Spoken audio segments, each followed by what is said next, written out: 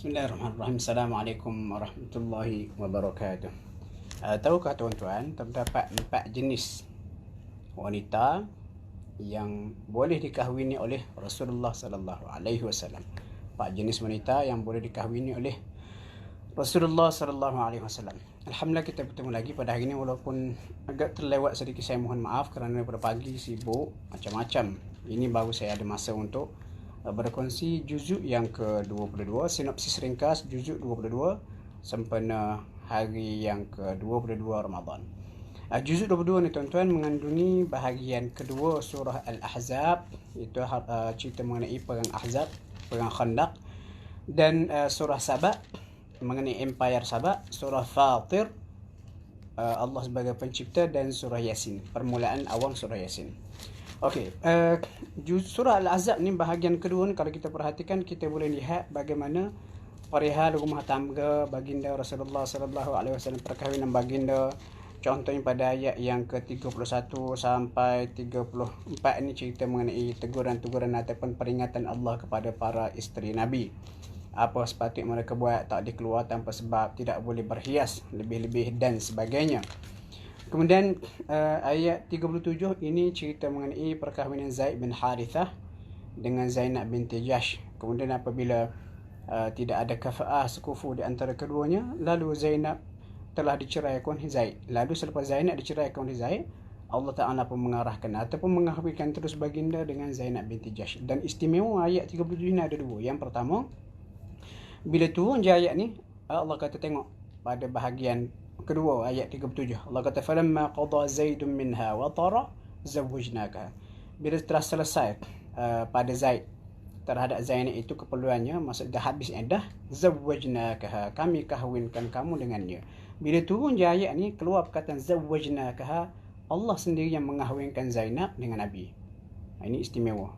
Waktu Zainab bila duduk dengan para isteri Nabi yang lain, dia berbangga, dia kata kamu dikahwinkan oleh wali-wali kamu, tetapi aku dikahwinkan oleh Allah daripada langit yang ke-7 bila turunnya ayat yang ke-37 itu. Kemudian yang kedua, ayat ni juga sebut Zaidun.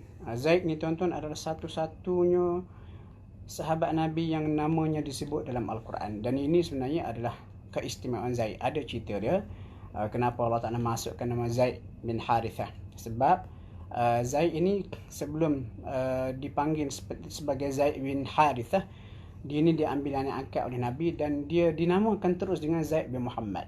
Itu satu kebanggaan yang tidak ada pada orang lain. Ali pun bukan Ali bin Muhammad, Ali bin Abi Talib. Kemudian bila turun awal surah Al-Ahzab, Allah Ta'ala larang menamakan anak-anak angkat dengan nama kita, tetapi kena panggil kepada nama ayahnya sendiri. Allah Ta'ala seolah-olah yang difaham oleh para ulama, nak ganti kesedihan Zaid yang hilang penasaban kepada Rasulullah, Zaid bin Muhammad, bertukar Zaid bin Harithah demi kerana arahan Allah. Allah pun nak sebut nama dia tu dimasukkan dalam Al-Quran. Jadi ini antara keistimewaan Zaid yang tidak ada pada sahabat lain lah. Kemudian ayat yang ke-50. Ayat yang ke-50 di awal tadi saya katakan Rasulullah ini ada 4 jenis isteri dia. Yang pertama yang dikahwinkan secara normal, ada mahar, wali dan sebagainya. Yang kedua, bekas hamba ataupun hamba yang Nabi ambil sebagai isteri. Yang kedua, sepupu-sepupu baginda dengan syarat mereka mesti berhijrah. Dan yang keempat, wanita yang datang menyerah diri. Maksudnya datang serah diri ke Nabi, Rasulullah, aku serah diri pada kamu, ambillah aku sebagai isteri. Kalau Nabi kata ya, itu sah perkahwinan itu. Tapi ini khusus untuk baginda sahaja, bukan untuk orang lain. Walaupun begitu, dalam 4 ini Nabi cuma menggunakan 2 sahaja, iaitu perkahwinan normal dan juga hamba abdi. Hamba abdi itu contoh seperti Safiyah binti Huyai, lagi Mariyatul Qibtiyah. Kemudian seterusnya tuan-tuan, antara benda yang jangan kita tahu juga, Rasulullah ni ayat 51 dia cerita baginda tidak terikat dengan keadilan dalam rumah tangga poligami. Baginda boleh pilih siapa saja untuk mereka duduk, tidur tanpa perlu ada giliran. Walaupun begitu, walaupun ada kelebihan ini, baginda tidak gunakan kelebihan. Dan baginda berlaku adil kepada para isterinya. Kemudian ayat yang ke-52 ini pula cerita larangan kepada baginda menambah isteri lain. Selepas tu ayat 52 ni Nabi tak tambah lagi isteri-isteri. Ini pun jarang orang tahu. Ayat 53 cerita mengenai ada bila dia jemput ke rumah Nabi. Ini cerita ayat 53 ni. Selepas baginda dikahwinkan Allah dengan Zainab binti Jahsh, baginda buat kenduri sikit lah. Seterusnya, banyaklah dalam surah Al-Ahzab ini kalau kita nak bincang. Antara contoh 56 arahan supaya berselawat kepada baginda sallallahu alaihi wasallam. Kemudian surah Sabah. Surah Sabah ni dinamakan Sabah sebab surah Sabah ni kenapa dinamakan Sabah? Sebab Allah Ta'ala ceritakan sebuah empire di selatan tanah Arab dahulu yang bernama Empire Sabah di Yaman, yang pernah muncul menjadi empire dunia, tapi kemudian dimusnahkan Allah kerana kedegilan mereka. Cuma dalam surah Sabah ni yang menarik kalau kita perhati pada ayat 10 sampai ayat 14. Ini cerita mengenai Nabi Sulaiman dan juga Nabi Daud. Dan bagaimana Nabi Sulaiman itu dikurniakan beberapa mukjizat yang tidak diberikan kepada yang lain. Begitu juga Nabi Daud. Antara kehebatan Nabi Sulaiman yang tidak disebut pada surah lain, baginda meninggal dunia ketika sedang memerhatikan jin-jin bekerja. Ayat 14.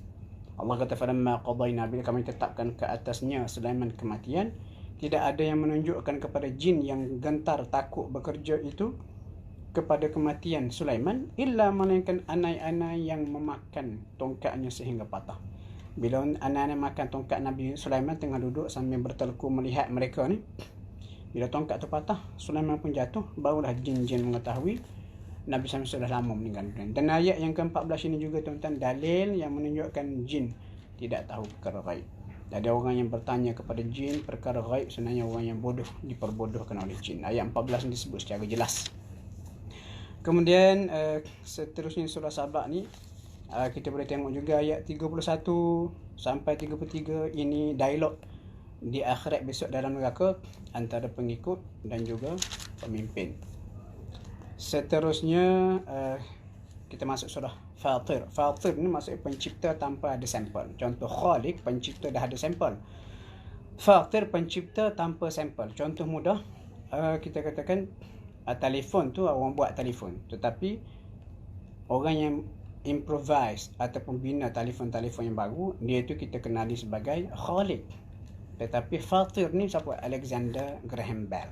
Itu Fatir. Allah Ta'ala ni adalah Fatir, pencipta alam semesta sebelum pernah ada siapa-siapa buat sebelum ni. Dan surah Fatir ayat 1 ini juga, surah Fatir juga dinamakan surah Al-Malaikat sebab pada ayat pertama ni Allah Ta'ala cerita bagaimana sifat malaikat yang bersayap 2, 3 dan juga 4. Kemudian Allah Ta'ala sebut yazidu fil khalqi ma yasha. Allah Ta'ala boleh tambah pada penciptaan dia apa yang dia kehendaki. Maksudnya Allah Ta'ala boleh buat malaikat yang bersayap 2, 3, dan Allah Ta'ala boleh buat juga orang yang akalnya tinggi, akalnya rendah, fizikalnya berbeza dan sebagainya. Kemudian ayat yang kedua, ini Allah Ta'ala cerita kuasa mutlak, memberi manfaat dan juga mudarat hanya pada dia. Allah kata apa saja rahmat yang dibuka, tak ada siapa boleh halang. Dan apa saja yang ditahan, tak boleh siapa boleh lepaskan halangan itu. Ini kuasa mutlak hanya pada Allah. Ayat 6, Allah Ta'ala suruh kita berperang dengan iblis ataupun setan. Kita tak boleh menganggap iblis setan ni sebagai orang ataupun makhluk yang kita boleh buat lawan kawan. No. Kita mesti melawan iblis dan juga syaitan. Ayat 13. Ayat ni menarik. Ayat ni cerita mengenai biji kurma. Allah kata walladzina yad'un, hujung ayat 13, walladzina yad'una min dunihi, dan benda-benda yang walladzina tad'un, benda-benda yang kamu sembah selain pada Allah. Wahai musyrikin Quraisy, wahai penyembah berhala.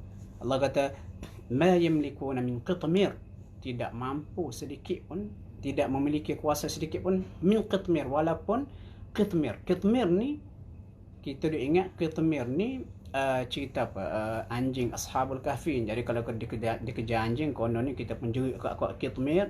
Jadi anjing terdengar nama penghulu dia pun tak serang lah.